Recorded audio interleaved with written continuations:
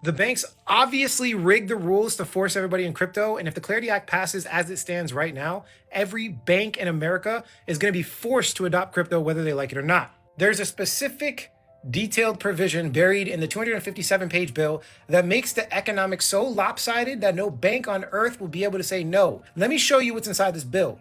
So there's a specific rule called the SAB 121 that says that if a bank holds your Bitcoin, they are legally required to record it as a liability on their own balance sheet, even though it's not their property because of the risk of crypto.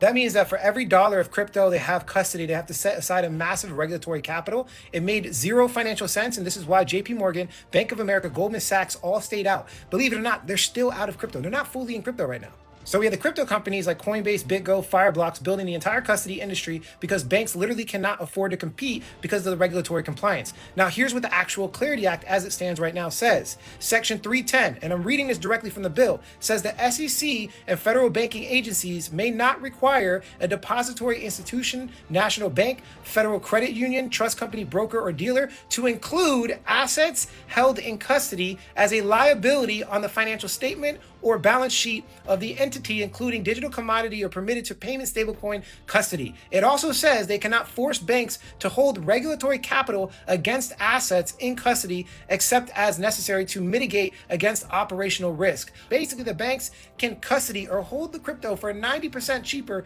than what's currently happening right now. See, the Genius Act already lets banks create stablecoins right now and keep the yield. With this Section 310, it would let them custody every other digital asset with almost no balance sheet hit.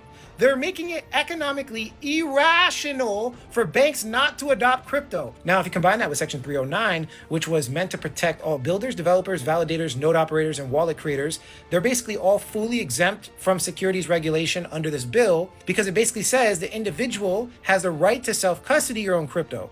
But here's nobody's saying. That same section says nobody shall be construed to limit the authority of the Secretary of Treasury to enforce the Bank Secrecy Act or the Fentanyl Sanctions Act. So you have the right to hold your crypto, but every enforcement tool on the books applies to you if you stealth custody. Meanwhile, the banks get near zero cost custody with full legal clarity. So what do you think people are going to do? They're going to put the money in the banks like they always do. Every major bank is getting a green light to custody digital assets at zero cost. Stablecoin issuers are already buying treasuries under the Genius Act. We have DeFi builders getting a federal safe harbor, and banks didn't just kill crypto. They're about to make it impossible to ignore. The assets that benefit the most from that wave are the ones you are holding right now. You better pay attention. It's happening. They're manufacturing it.